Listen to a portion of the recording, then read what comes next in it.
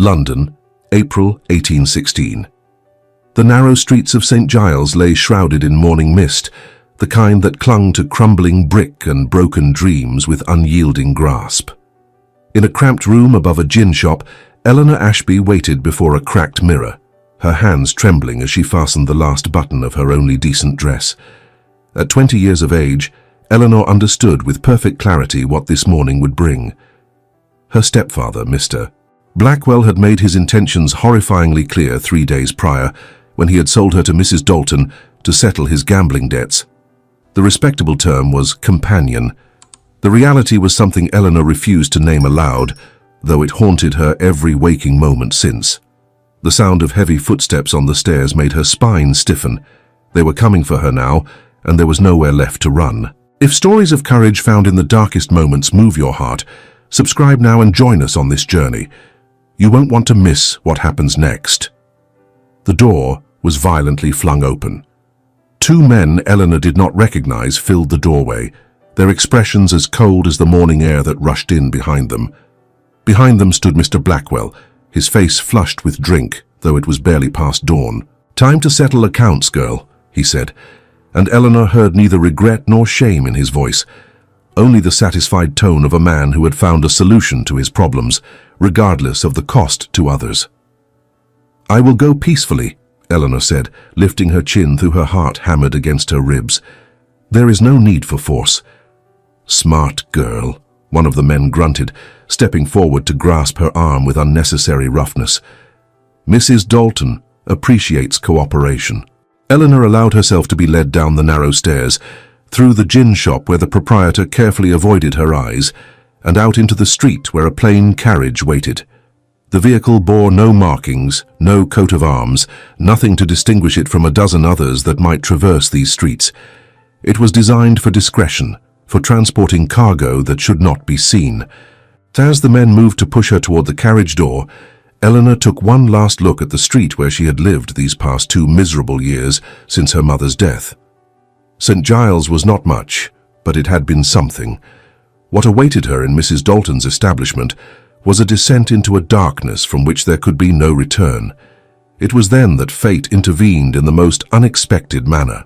A voice, cultured and commanding, cut through the morning air like a blade. "Release that woman immediately." Eleanor's head snapped toward the sound. A tall gentleman stood perhaps 20 feet away, his greatcoat marking him as unmistakably quality despite the squalor of his surroundings. Behind him stood 3 servants, their postures alert and ready. The man holding Eleanor's arm hesitated, his hold visibly wavered. "This ain't your concern, sir." "I am making it my concern." The gentleman moved closer, and Eleanor found herself staring at a face that belonged in a drawing room in Mayfair, not in the depths of St. Giles. Angular features, dark hair beneath a beaver hat, and eyes that missed nothing. "I said release her. I will not repeat myself." "Look here," Mr. Blackwell stepped forward, puffing himself up with false courage. "I have every legal right to dispose of the girl as I see fit, as she is my stepdaughter, and this is a family matter." "Legal right?" The gentleman's voice dropped to something dangerously quiet. "To sell a woman to settle your gambling debts? I think not." The moment hung heavy and still. Eleanor held her breath, scarcely daring to hope. Then the gentleman made a sharp gesture, and his servants moved with sharp accord. Within seconds, the 2 men who had held Eleanor were immediately confronted by opponents who clearly knew how to handle themselves in a fight. "Get in the carriage, Mr. Blackwell hissed at Eleanor, making a grab for her arm himself. But Eleanor had already stepped back, her legs carrying her away from the carriage and toward the gentleman who had appeared like a figure of sudden, vivid clarity. "Please," she said, her voice barely above a whisper. "I do not know who you are, sir, but if you would extend your protection just long enough for me to find employment elsewhere, I would be forever grateful." The gentleman studied her face with an intensity that made Eleanor feel exposed in ways that had nothing to do with the tattered state of her dress. His gaze traveled from her carefully mended gloves to the stubborn pride in her bearing, and something shifted in his expression. "What is your name?" "Eleanor Ashby, sir." and these men were taking you to Mrs. Dalton's establishment. Eleanor felt heat flood her cheeks, but she lifted her chin. Yes, sir. Against my will, though my stepfather claims he has the right. He does not. The gentleman turned to face Mr. Blackwell, who had gone rather pale. Whatever agreement you made with Mrs. Dalton is void as of this moment. If you approach Miss Ashby again, I will have you arrested for attempted trafficking. Am I understood? You cannot just, Mr. Blackwell began, but one look at the gentleman's face silenced him. I am Richard Beaufort, Marquess of Helmsley, the gentleman said, his voice backed by the authority of his rank. Would you care to test whether I can do exactly as I say? Mr. Blackwell and his hired men retreated to the carriage with a speed that would have been comical. As the vehicle rattled away over cobblestones, Eleanor felt her knees weaken with relief, so profound it was almost painful. Thank you, she managed, though the words seemed impossibly inadequate. I do not know how I shall ever repay such kindness. Walk with me, Miss Ashby. The Marquess gestured toward his own carriage, far grander than the one that had just departed. We must speak frankly about your situation, and this is hardly the place for such a conversation. Eleanor knew she should be wary of entering a strange gentleman's carriage, even one who had just rescued her. But what choice remained? Mr. Blackwell would return with reinforcements, or Mrs. Dalton would send others. Very well, my lord, she said. The interior of the carriage was appointed with a luxury Eleanor had not known since her father's passing, which now felt a lifetime away. Velvet cushions, polished wood, and the faint scent of expensive tobacco made St. Giles feel a lifetime away. The Marquess settled opposite her, his expression reserved. Tell me about yourself, Miss Ashby. How did you come to such circumstances? Eleanor took a breath, gathering the fragments of her dignity. My father was a schoolmaster, my lord, a good man who believed in education and integrity. When he died, my mother remarried poorly. Mr. Blackwell seemed respectable at first, but after the wedding, his true nature emerged. He is a gambler and a drunkard. When my mother died of pneumonia this past winter, he claimed ownership of me as his stepdaughter. Last week, he informed me he had sold me to Mrs. Dalton to settle his debts. And you have no other family? None, my lord. My father was an only child, and my mother was an only child as well. I am alone in the world, save for a stepfather who would see me sold for the price of his next wager.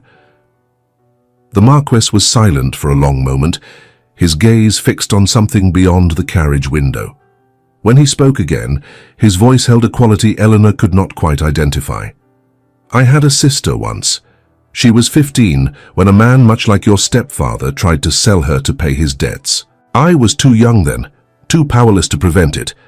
By the time I learned what had happened, it was too late. She took her own life rather than face what awaited her. He looked at Eleanor then, his gaze intense, and she was reminded of his sister's unbreakable spirit. I am deeply sorry, my lord, as am I. He returned his attention to her, and Eleanor saw something fierce and determined in his eyes. I swore then that if I ever had the power to prevent such a fate for another woman, I would not hesitate. That is why I was in St. Giles this morning. I recently inherited several properties in that area and was inspecting them. Your rescue was not chance, Miss Ashby. It was providence. What you have done for me is more than I can ever repay, Eleanor said carefully. But I must find employment, my lord, a position as a governess, perhaps, or a lady's companion. I am educated. My father saw to that. I can teach, I can read and write in French and Italian, I can manage accounts. All admirable accomplishments, the Marquess said, but they will not protect you from Mr. Blackwell or Mrs. Dalton.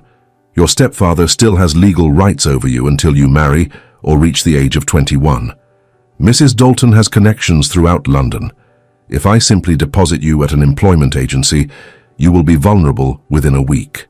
The truth of his words settled over Eleanor like ice water. She had known, of course, that escape would not be simple, but hearing it stated so plainly made her situation feel even more hopeless. Then what am I to do? She whispered. The Marquess leaned forward, his expression earnest. I am about to make you an unusual proposal, Miss Ashby. Please hear me out completely before you respond. Eleanor nodded, her heart beginning to race again. My family has been pressuring me to marry for the past 5 years. I am 35, and they consider it past time I secured the succession. However, I have no desire to marry simply to satisfy their demands. What I propose is this. You will accompany me to my London residence as my betrothed. The engagement will provide you with legal protection that Mr. Blackwell cannot challenge. During our betrothal, my grandmother, the Dowager Marchioness, will train you in all the accomplishments expected of a lady of rank. At the end of 3 months, we will quietly dissolve the engagement, and I will arrange for you to receive a substantial settlement that will allow you to live independently. Eleanor stared at him, certain she must have misheard. You would claim me as your betrothed? But I am nobody, my lord. The daughter of a schoolmaster, currently residing in St. Giles. Your family would never accept such a thing.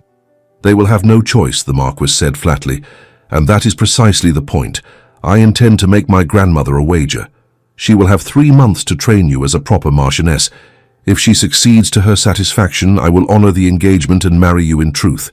If she fails, she must cease her demands that I marry and accept my choice to remain unwed. But what if she succeeds? Eleanor asked, her voice barely audible. You would actually marry me? I would honor my word, the Marquis said simply, but I confess I have little faith in my grandmother's ability to transform anyone in so short a time. She is exacting in her standards. No, Miss Ashby, I expect that in 3 months' time you will walk away with enough funds to establish yourself comfortably, and I will finally have peace from my family's matrimonial ambitions. It was madness. The enormity of the risk was a weight pressing in on her. Yet as Eleanor considered her alternatives, the madness began to take on the shape of possibility. And if I refuse, she asked, then I will help you find employment as best I can, though I warn you the protection it offers will be limited. Eleanor looked down at her hands, at the carefully mended gloves that concealed calluses from washing clothes and scrubbing floors. 3 months of living as a lady. 3 months of learning accomplishments she had only read about in books. 3 months of safety from Mr. Blackwell and Mrs. Dalton, and at the end enough money to choose her own path. I accept your proposal, my lord, she said, meeting his eyes, and I give you my word that I will do everything in my power to meet your grandmother's standards, however exacting they may be. Something that might have been respect flickered across the Marquis's features. Then we have an agreement, Miss Ashby. Or should I say, my dear betrothed? The carriage rolled through the streets of London, carrying Eleanor away from St. Giles and toward a future she could never have imagined. She watched through the window as the buildings gradually transformed from cramped and crumbling to elegant and imposing. They were entering Mayfair, the very heart of aristocratic London. When the carriage finally stopped, Eleanor found herself staring up at a townhouse of such magnificence that her breath caught in her throat. 4 stories of pristine white stone, windows gleaming in the late morning light, and a front door painted a glossy black with brass fittings that probably cost more than everything she had ever owned. Welcome to Helmsley House, the Marquis said, offering his hand to help her descend. Your home for the next 3 months. A butler opened the door before they reached it, his expression perfectly neutral as he took in Eleanor's shabby appearance. My lord, we were not expecting you to return so soon. I bring news, Morrison. Please have Mrs. Henderson prepare the blue guest room immediately, and send word to my grandmother that I require her presence at her earliest convenience. Very good, my lord. The butler's gaze flickered to Eleanor again, curiosity evident despite his professional demeanor. This is Miss Eleanor Ashby, the Marquis said clearly. My betrothed. She is to be treated with all the respect due to the future Marchioness of Helmsley. If Morrison was shocked, he concealed it masterfully. Of course, my lord. Miss Ashby, may I take your cloak? Eleanor realized with a flush of embarrassment that her cloak was hardly worth the name, more patches than original fabric, but she removed it with as much dignity as she could muster and placed it in the butler's waiting hands. The interior of Helmsley House took Eleanor's breath away. Marble floors, soaring ceilings painted with classical scenes, furniture that belonged in a museum. A chandelier hung in the entrance hall that contained more candles than Eleanor had seen lit in her entire life. Perhaps Miss Ashby would like to refresh herself before meeting your grandmother, my lord, Morrison suggested tactfully. An excellent idea. Miss Ashby, Morrison will show you to your rooms. I suggest you rest. My grandmother will arrive within the hour, and I assure you, you will need all your strength for the encounter. Eleanor was shown upstairs by a young maid who introduced herself as Annie and seemed desperate to ask questions, but too well trained to do so. The blue guest room proved to be larger than the entire flat Eleanor had shared with her mother and stepfather. A four-poster bed dominated the space, hung with silk curtains in a shade of blue that reminded Eleanor of summer skies. A dressing table, a wardrobe, a writing desk, and a fireplace completed the furnishings, each piece more expensive than anything Eleanor had touched in years. "Shall I draw you a bath, miss?" Annie asked shyly. "Yes, please," Eleanor managed, still trying to comprehend the transformation her life had undergone in the space of 2 hours. While Annie prepared the bath in the adjoining room, Eleanor moved to the window and looked down at the street below. Fine carriages passed by, ladies and gentlemen strolling with the casual confidence of those who belonged in such surroundings.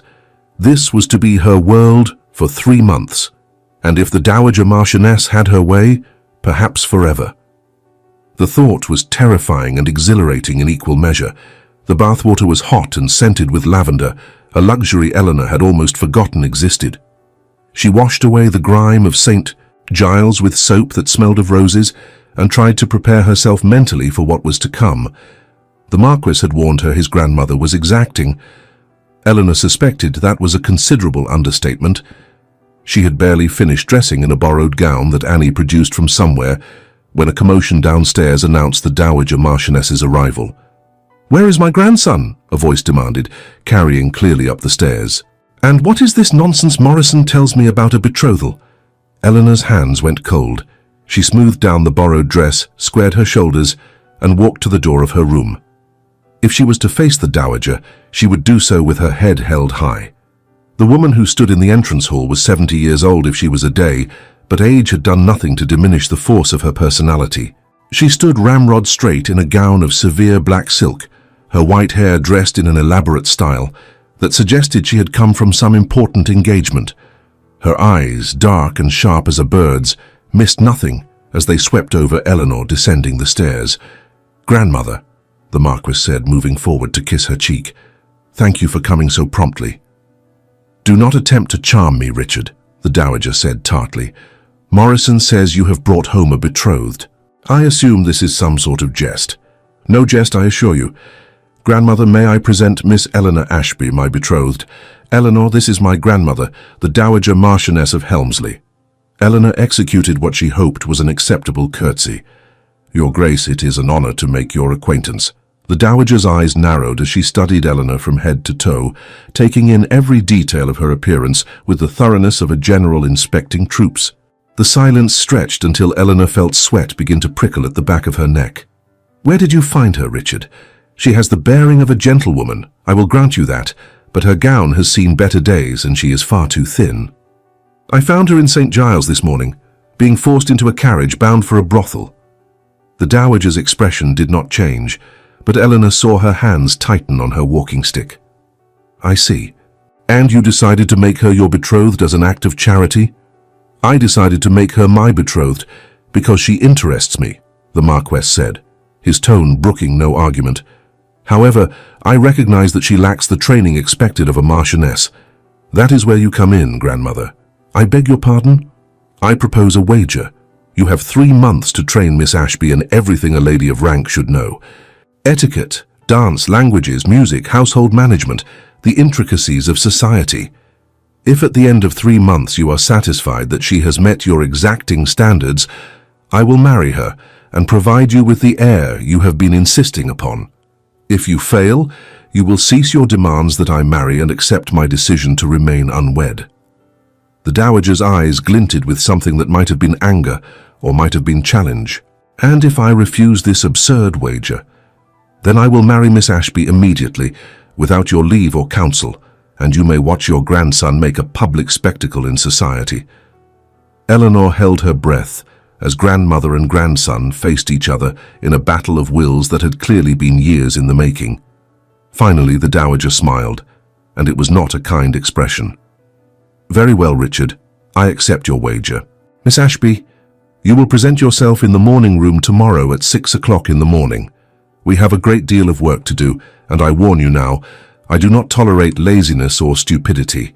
You will work harder than you have ever worked in your life, and you will meet standards that most girls of good breeding spend 18 years learning. Do you understand?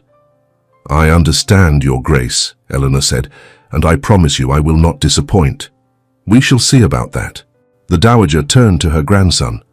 I hope you know what you're doing, Richard. As do I, grandmother, the Marquess replied. As do I. After the dowager departed in a rustle of silk and barely suppressed fury, the Marquess turned to Eleanor with an expression that might have been apologetic. I must warn you, Miss Ashby, my grandmother is not given to half measures. She will push you to your absolute limits. There have been discreet inquiries from Mrs. Dalton during my absence, so the danger has not passed. I am not afraid of hard work, my lord, Eleanor said. You have given me an opportunity I never dreamed possible. I will not squander it. I believe you, he said, placing a hand gently on her shoulder. Now I suggest you rest. Tomorrow your transformation begins, and I fear it will make this morning's events seem like a pleasant stroll.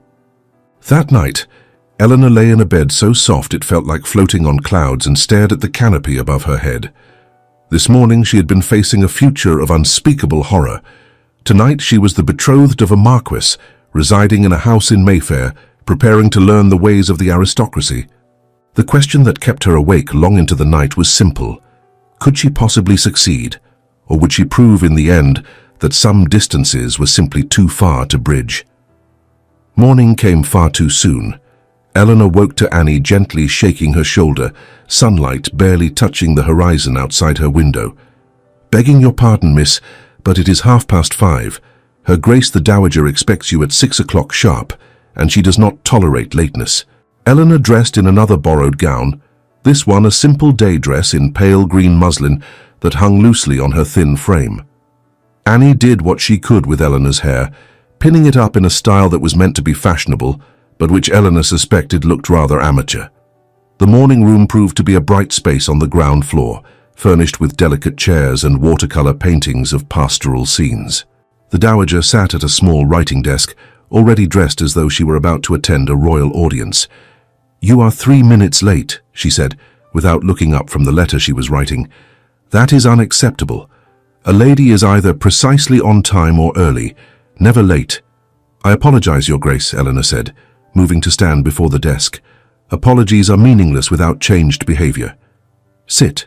Eleanor sat in the chair indicated, her back straight and her hands folded in her lap as her father had taught her long ago. The dowager finished her letter, sealed it with practiced efficiency, and finally turned her full attention to Eleanor. The scrutiny was even more intense than the previous evening, and Eleanor forced herself not to fidget under that penetrating gaze. Tell me about your education, the dowager commanded. My father was a schoolmaster, Your Grace. He believed that education should not be denied to anyone based on their sex. I can read and write in English, French, and Italian. I have studied history, literature, mathematics, natural philosophy. I can sketch adequately and have some knowledge of music, though I have not touched a pianoforte in many years. Can you dance?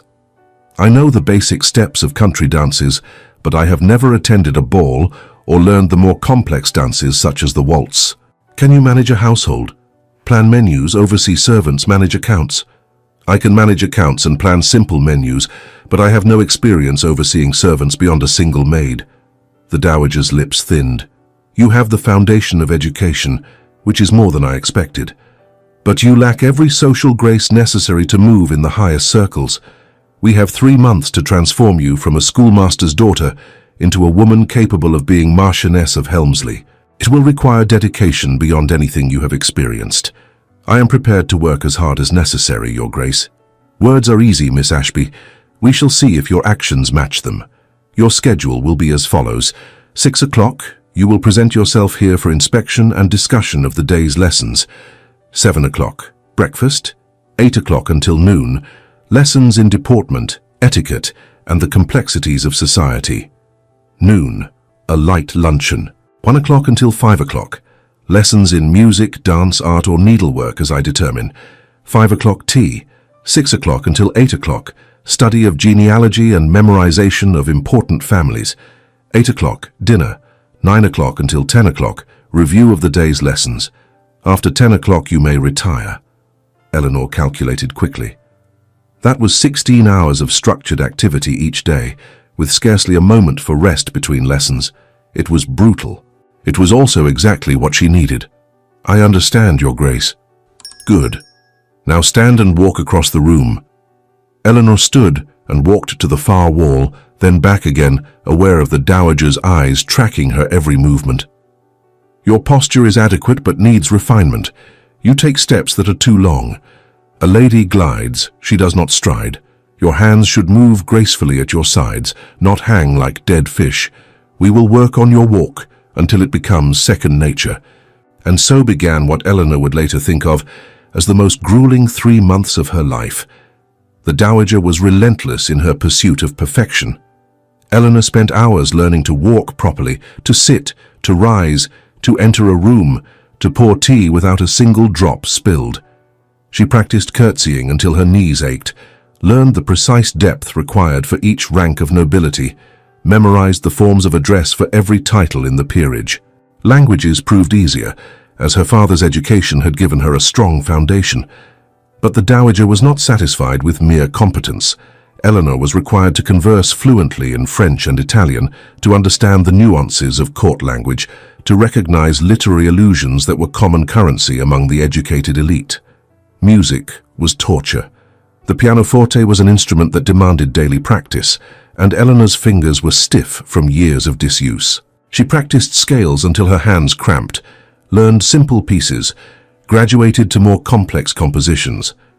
The dowager would accept nothing less than competent performance, though she acknowledged that true mastery was beyond reach in so short a time. Dancing proved surprisingly enjoyable once Eleanor mastered the basic steps. A dancing master was hired, a thin gentleman named Monsieur Dubois, who spoke with a heavy French accent and had the patience of a saint. He taught her the quadrille, the cotillion, country dances, and finally the waltz. The intimacy of the waltz shocked Eleanor the first time Monsieur Dubois placed his hand at her waist, but she learned to move through the steps with reasonable grace. Watercolor painting was a disaster. Eleanor could sketch adequately, but capturing the delicate washes and subtle gradations required for fashionable watercolors eluded her completely. After 2 weeks of frustration, the dowager waved her hand dismissively. Some talents cannot be forced. We will tell society you prefer literature to art and leave it at that. Needlework was similarly abandoned after Eleanor proved capable of basic mending, but utterly hopeless at the elaborate embroidery that ladies use to showcase their skills. The dowager was philosophical about these failures. You cannot excel at everything, Miss Ashby. The key is to know your strengths and weaknesses, and to steer conversation toward the former, while deflecting attention from the latter. The study of genealogy and society was perhaps the most daunting task of all. The dowager possessed an encyclopedic knowledge of every important family in England, their connections, their scandals, their alliances. Eleanor was required to memorize it all. Who was related to whom, who had quarreled with whom, which families were rising and which were falling, which marriages were considered brilliant and which were cause for whispered speculation. Society is a battlefield, Miss Ashby, the dowager explained during one particularly exhausting session. Information is your weapon and knowledge of your fellow combatants is your armor. The lady who enters a drawing room without understanding the relationships and tensions present is a lamb among wolves. The Marquess himself was notably absent during these first weeks. He departed for his properties in Northumberland the day after presenting Eleanor to his grandmother, citing urgent estate business that required his attention. Eleanor told herself it was for the best. His presence would only complicate an already complex situation. Yet she found herself thinking of him at odd moments. The way he had stepped between her and danger without hesitation, the intensity in his eyes when he spoke of his lost sister, the respect he had shown her despite her circumstances. It was dangerous to attach any sentiment to their arrangement, and yet Eleanor could not quite suppress a small, treacherous hope. By the end of the first month, Eleanor was exhausted down to her bones. She fell into bed each night too tired even to dream, and woke each morning to face another 16 hours of relentless instruction. Her hands bore calluses from practicing the pianoforte, her feet ached from dancing, and her mind felt stuffed to bursting with genealogical information. But something was changing. When Eleanor caught sight of herself in a mirror, she no longer saw the desperate girl from St. Giles.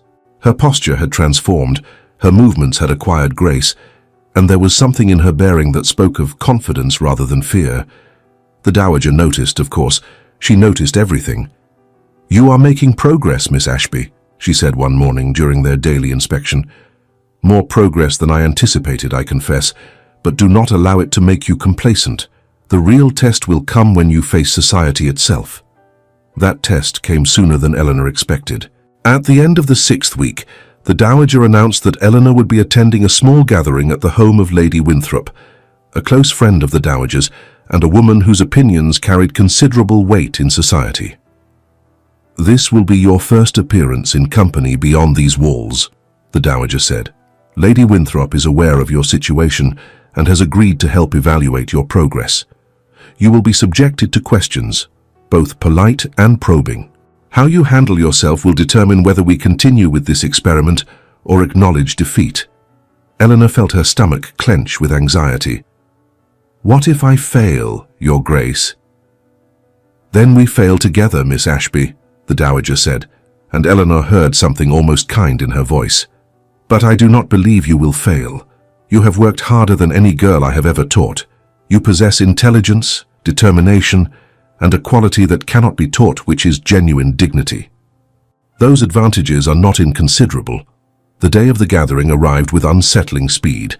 Eleanor was dressed in a gown that had been made especially for her, a creation in ivory silk with delicate embroidery at the hem and sleeves. Annie dressed her hair in an elaborate style that made her look older and more sophisticated. When Eleanor looked in the mirror, she barely recognized the woman who stared back. "You look beautiful, miss," Annie said shyly. "His lordship will be that pleased when he sees you." Eleanor felt a flutter in her chest at the mention of the Marquess. He had sent several letters during his absence, each one formal and polite, inquiring after her progress.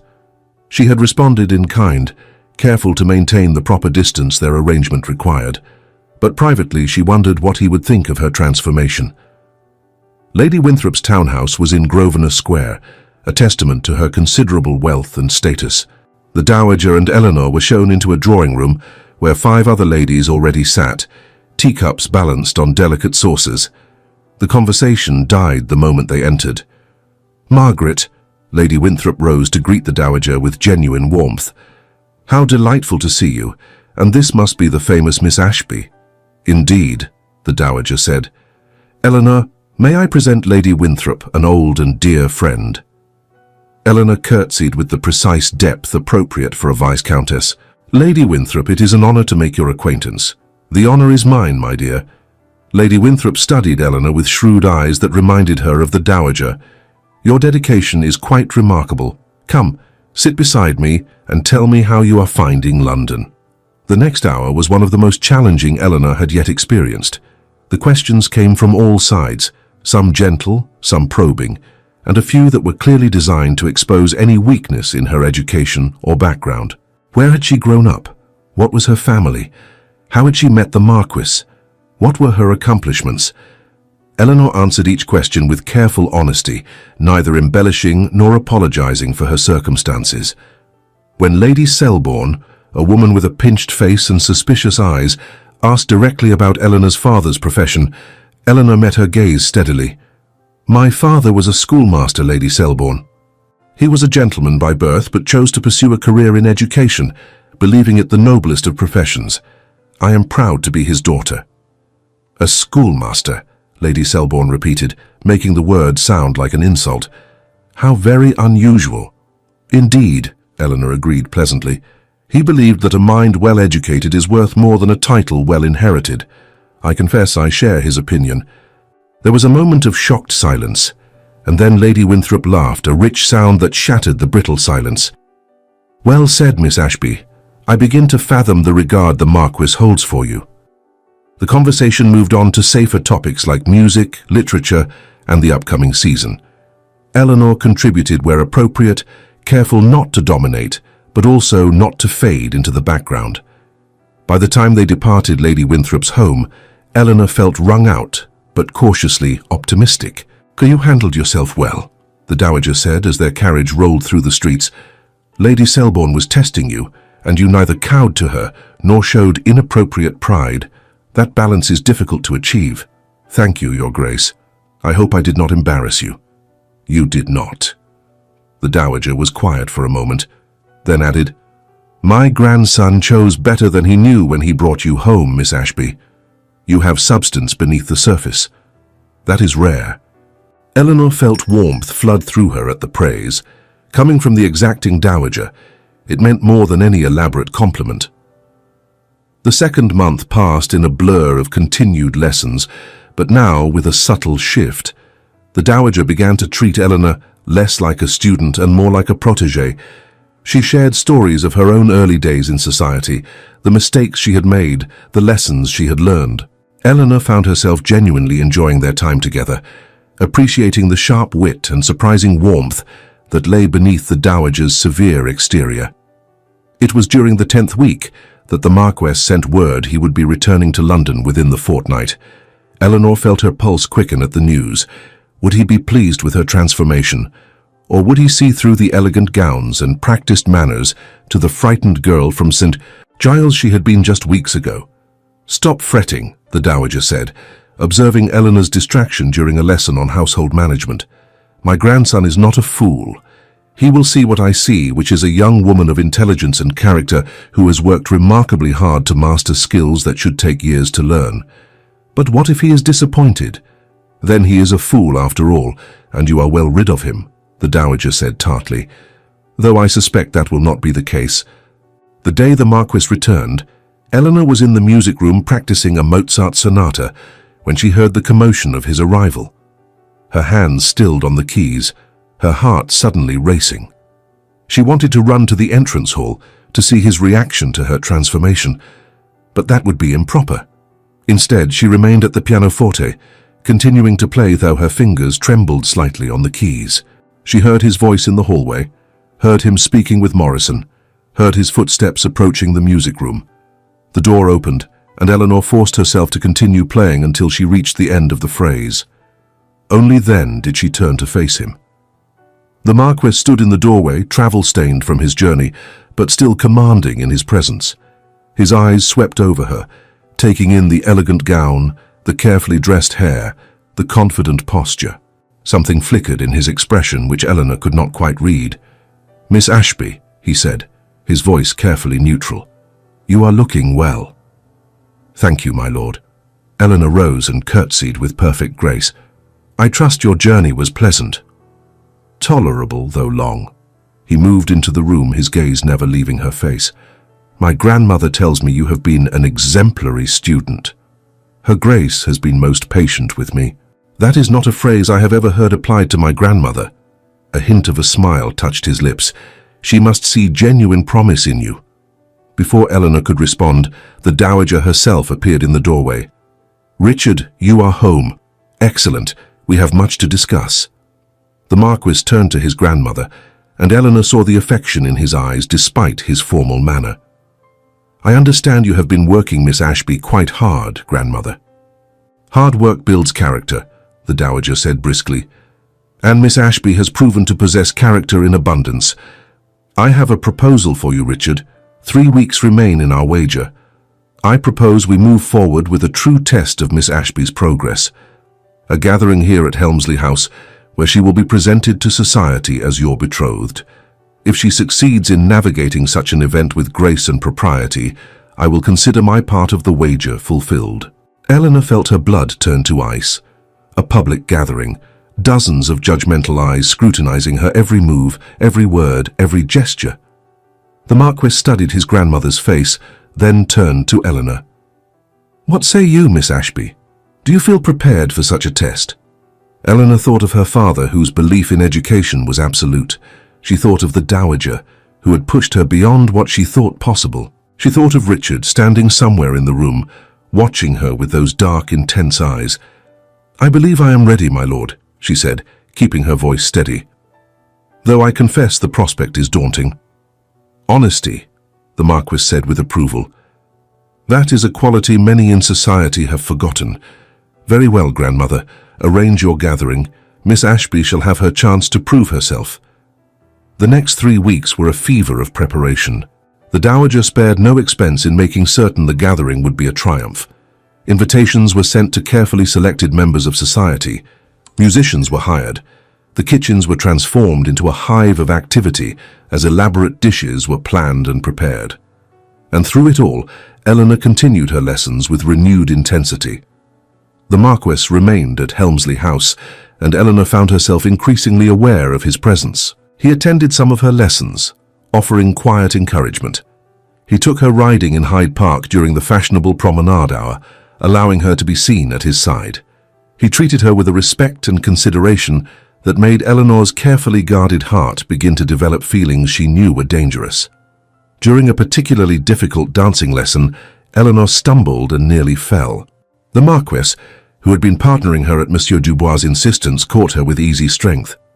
"Forgive me," Eleanor said, flustered by his nearness. "I seem to have lost the rhythm." "You are trying too hard," the Marquess said gently. "Stop thinking about the steps and simply feel the music. Trust yourself, Miss Ashby." His hand remained at her waist, warm through the thin fabric of her gown. Eleanor met his eyes and saw something there that made her breath catch, but before she could identify it, he stepped back, breaking the moment. "Shall we try again?" They danced, and this time Eleanor let herself relax into the movement.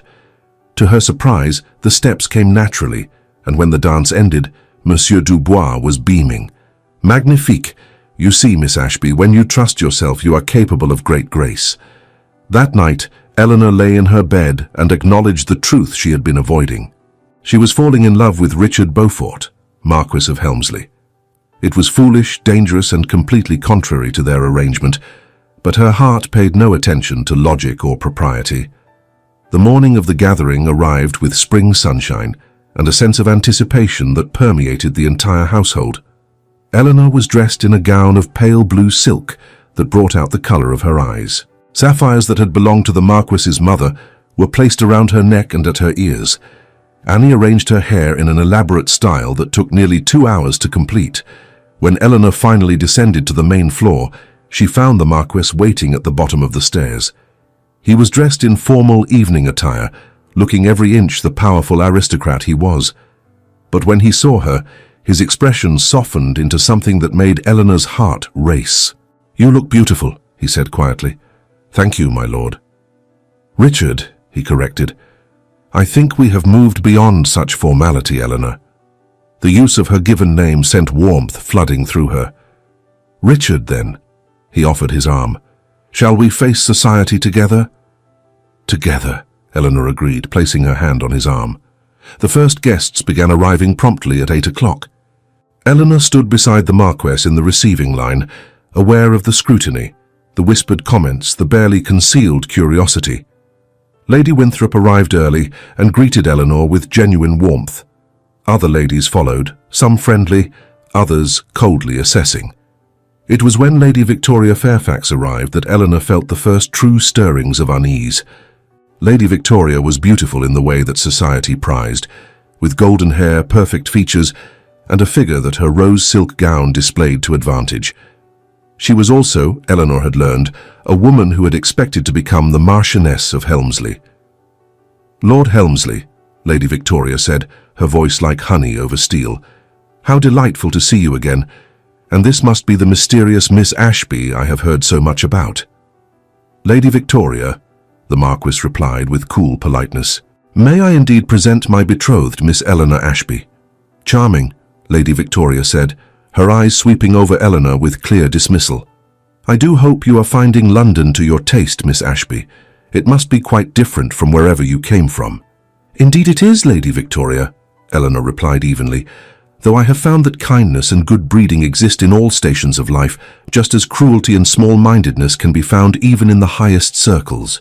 Lady Victoria's eyes narrowed dangerously, but before she could respond, the Dowager appeared at Eleanor's elbow. "Lady Victoria, how kind of you to attend. Your mother sends her regrets, I understand. Such a pity.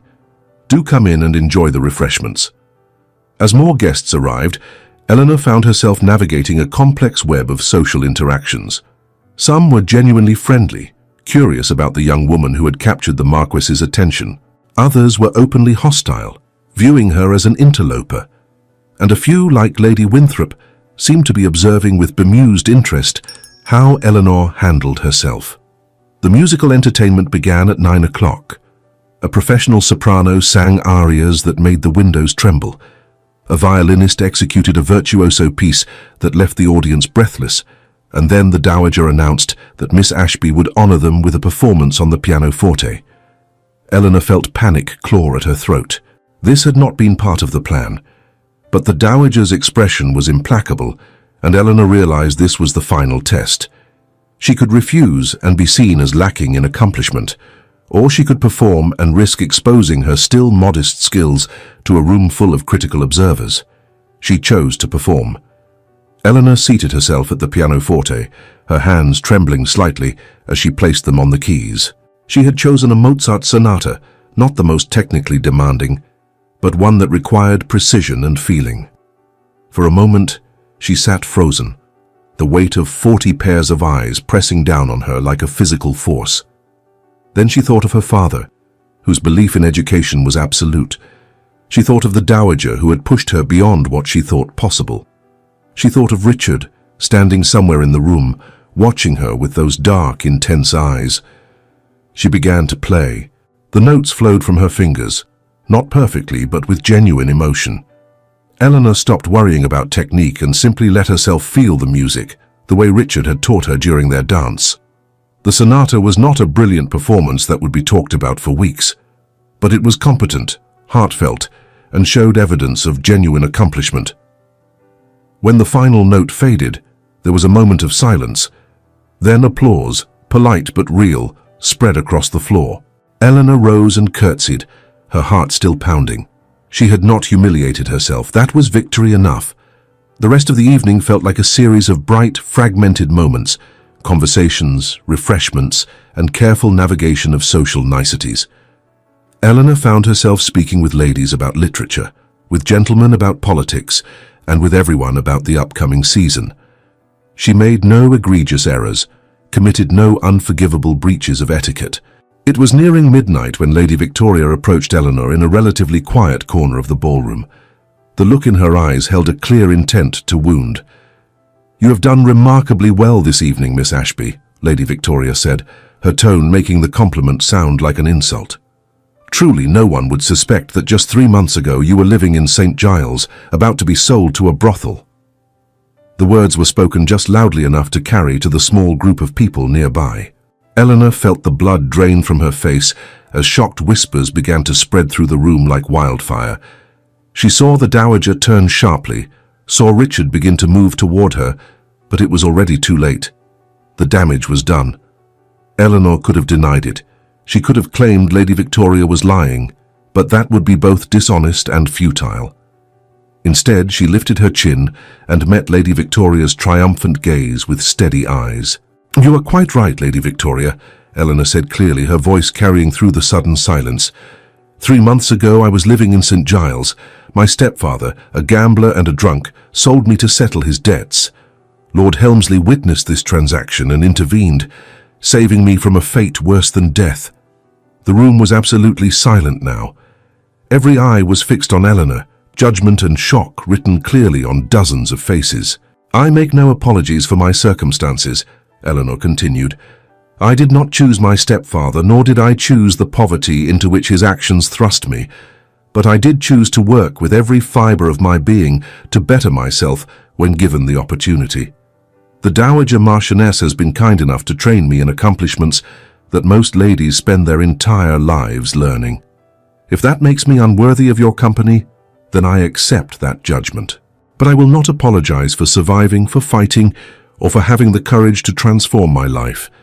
The silence stretched for what felt like an eternity.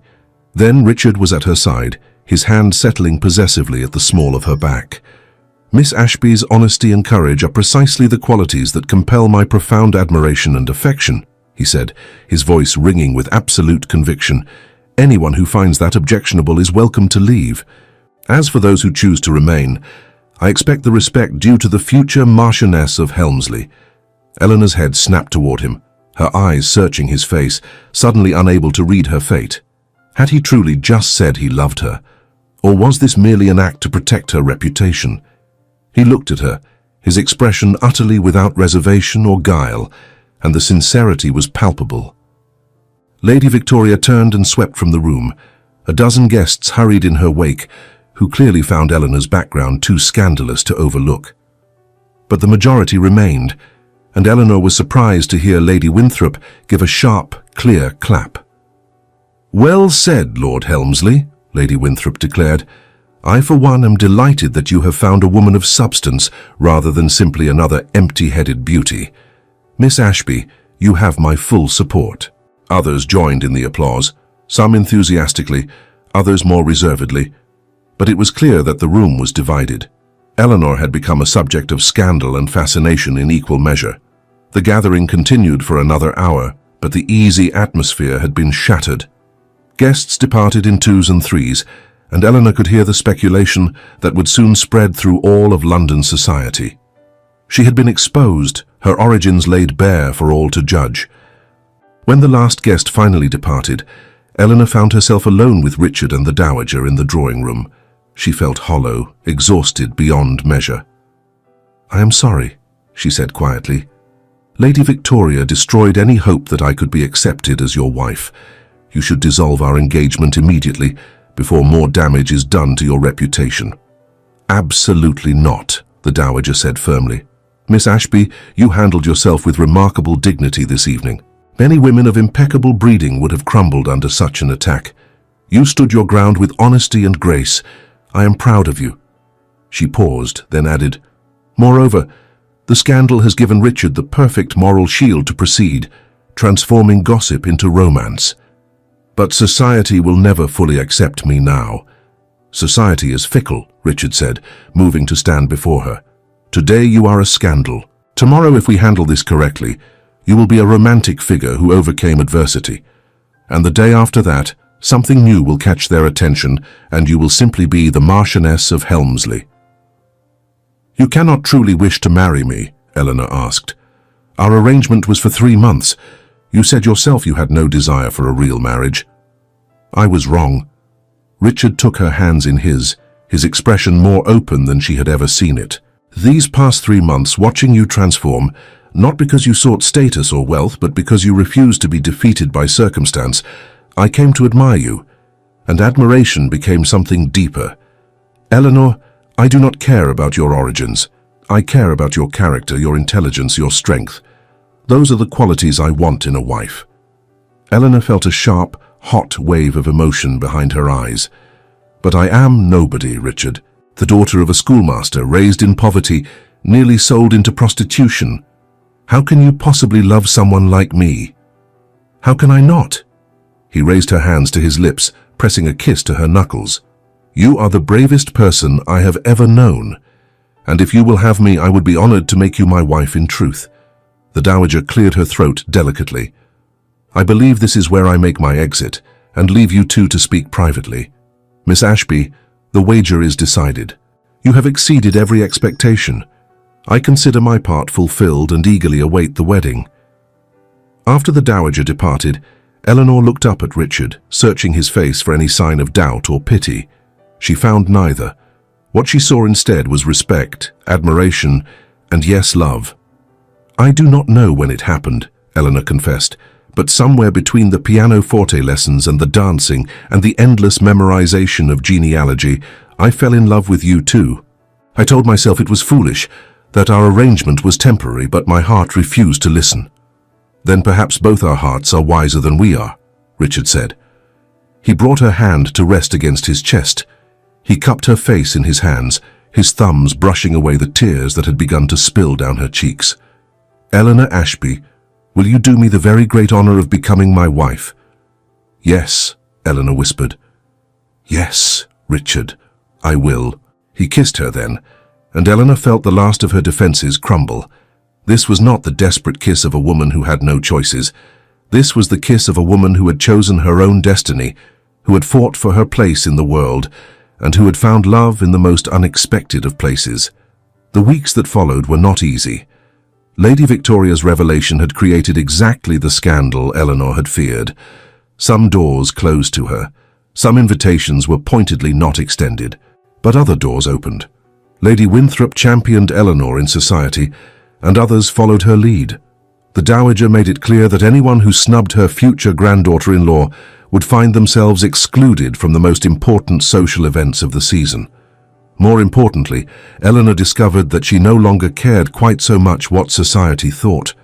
The cutting remarks of jealous ladies paled in comparison to the dangers she had faced. The wedding took place 6 weeks after the gathering at Helmsley House. It was held not in London, but at Richard's country estate in Northumberland, a sprawling property of stunning beauty. The ceremony was small and intimate, attended only by those who genuinely cared for Eleanor and Richard, rather than those who chase influence. Eleanor wore a gown of ivory silk with lace that had belonged to Richard's mother. The Dowager, who had become a true grandmother to Eleanor in recent months, helped her dress and placed a tiara of sapphires on her head. "You have come a long way from St. Giles, my dear girl," the Dowager said, her voice soft. "And you did it through your own efforts, your own strength. Never forget that." "I could not have done it without you, Your Grace," Eleanor said. "You believed in me when I barely believed in myself." "Nonsense. I simply helped you become what you already were, a lady of true nobility." The ceremony was beautiful in its simplicity. Eleanor walked down the aisle of the small chapel on the estate, past friends who smiled with genuine happiness. At the altar waited Richard, handsome in his formal attire, his eyes filled with love and pride. They spoke their vows in voices that carried clearly through the chapel. When Richard slipped the wedding ring onto Eleanor's finger, she felt the symbolic weight of it, the promise of a future she had never dared to imagine. The wedding breakfast unfolded as a joyous affair, filled with laughter, music, and heartfelt speeches. Lady Winthrop gave a speech that brought tears to Eleanor's eyes. Even the Dowager, normally so reserved, wiped at her eyes during Richard's toast to his bride. As the sun began to set, Eleanor and Richard stood together on the terrace overlooking the estate grounds. The spring evening was mild, and the scent of blooming flowers filled the air. "Happy?" Richard asked, his arm around her waist. "Happier than I ever dreamed possible," Eleanor said honestly. 3 months ago I was facing a nightmare. Now I am married to a man I love, surrounded by people who care for me, with a future full of possibility." "You earned every bit of it," Richard said firmly. "Never doubt that, Eleanor. Your transformation was not because I rescued you or because my grandmother trained you. It was because you possessed the strength and determination to seize the opportunity when it came." "We both transformed," Eleanor said, looking up at him. "You told me once you had no desire to marry. Yet here you are, a husband." "I had no desire to marry for duty or dynasty," Richard corrected, "but marrying for love, for partnership, for the joy of building a life with someone remarkable. That is something different entirely." He kissed her as the sun painted the sky in shades of gold and rose, and Eleanor felt a sense of peace she had never known. The road ahead would not be without challenges. Some in society would never fully accept her. There would be whispers and speculation for years to come, but she had faced far worse and survived. With Richard at her side, she could face anything. 5 years passed with the swift grace of happiness. Eleanor proved to be an exceptional marchioness, managing the household with efficiency and warmth. She became known for her charitable works, particularly her establishment of a school for girls in St. Giles, funded by her own allowance and open to any child regardless of circumstances. The school bore her father's name, a tribute to the man who had believed that education could forge lives. Eleanor taught there herself one day each week, sharing the knowledge her father had given her and the accomplishments the Dowager had taught her. The girls who attended learned not just how to be servants or companions, but how to think, to read, to calculate, to dream of futures beyond their current circumstances. 3 children came to bless the marriage, 2 sons and a daughter. Eleanor insisted they learn not just the accomplishments of their class, but also the value of hard work, the importance of education, and the truth that nobility of character mattered far more than nobility of birth. The Dowager, now 75 years old, remained a fixture in their lives. She doted on her great-grandchildren with a softness that would have astonished anyone who remembered her former severity. On quiet evenings, she and Eleanor would sit together in the drawing room at Helmsley House, and the older woman would share stories of her own youth, of the challenges she had faced, of the strength she had found. "When I first came to this house," she confessed one evening, "I spent an entire year convincing my husband's family that I was worthy of the name I bore. You did it in 3 months, my dear. You have taught me that true worth speaks louder than the most cunning strategy." "You remind me of myself," the Dowager said one such evening. "Not as I was when you met me, all sharp edges and impossible standards, but as I was when I was young, fighting to prove myself worthy of my position. You have taught me something, Eleanor. That transformation is possible at any age, and that the heart can always learn to love more deeply. As for Mr. Blackwell, he died in New South Wales, his schemes and cruelties catching up with him in the end." Eleanor felt neither triumph nor grief at the news, only a distant pity for a man who had wasted his life in pursuit of empty pleasures. Mrs. Dalton's establishment was closed by authorities, its practices finally brought to light through Richard's influence and the testimony of women Eleanor had helped to rescue. Lady Victoria married a wealthy baron and moved to Scotland, removing herself from London society. Eleanor heard of her occasionally and felt no resentment. Lady Victoria had, in her cruel way, forced the truth into the open and perhaps hastened the resolution of Eleanor's true feelings for Richard. On their 5th anniversary, Richard gave Eleanor a gift, a leather-bound journal filled with blank pages. "For what?" Eleanor asked, running her fingers over the smooth leather. "For our daughters," Richard said. "Write down your story, Eleanor. Everything that happened, everything you overcame, everything you learned, so that if they ever face their own challenges, they will know that their mother was the bravest woman I have ever known, and that courage and determination can overcome any obstacle." Eleanor began writing that very evening. She wrote about St. Giles and the morning she had been sold like property. She wrote about Richard's intervention and the wager with the Dowager. She wrote about the brutal lessons, the painful transformations, and the moment she realized she had fallen in love. She wrote about Lady Victoria's revelation and the scandal that followed. But most of all, she wrote about hope. Hope that circumstances do not define destiny. Hope that education and determination can open doors thought forever closed. Hope that love can be found in the most unexpected places, and that second chances, when seized with courage, can lead to lives more beautiful than any dream. In the final pages, Eleanor addressed her daughter directly. "My dearest child, if you are reading this, know that nobility is not inherited but chosen. It is found in acts of kindness, in moments of courage, in the decision to rise above circumstances rather than be defined by them. Your grandmother, the formidable Dowager, taught me that grace and dignity can be learned. Your father taught me that love is not about perfection, but about seeing the true worth in another person. And life itself taught me that the most valuable quality any person can possess is the determination to never surrender, no matter how dark the circumstances may seem. You carry in your blood the legacy of a schoolmaster whose belief in education was absolute, a Marquess dedicated to justice, and a mother who refused to be defeated. Whatever challenges you face, remember this: you are stronger than you know, braver than you believe, and worthy of every dream you dare to dream. Choose courage. Choose kindness. Choose to believe in yourself and know that you are loved beyond measure."